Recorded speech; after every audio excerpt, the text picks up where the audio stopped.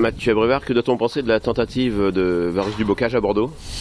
Il court pas mal à Bordeaux, mais je me suis mal démerdé. Déjà, je suis parti sur un temps de galop. Après, vu son âge avancé, j'ai pas voulu faire d'efforts, donc je me suis mis dans la corde. Et puis, c'était une course avec des gros coups de frein, sans train. Donc, j'ai subi toute la course et entrée de ligne droite, j'ai tiré au large au lieu de rester en dedans. Enfin, tout faux.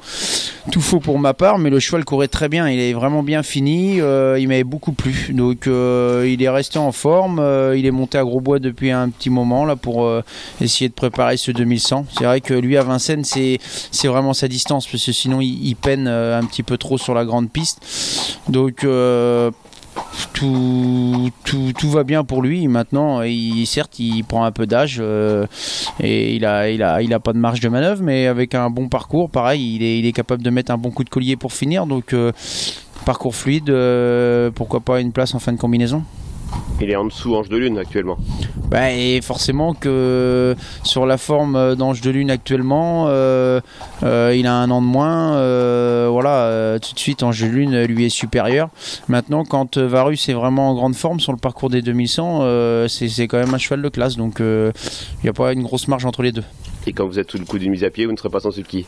Eh bien non, je vais les regarder. Donc je vais faire les premiers hits à mes pilotes et puis après je vais les accompagner jusqu'au poteau.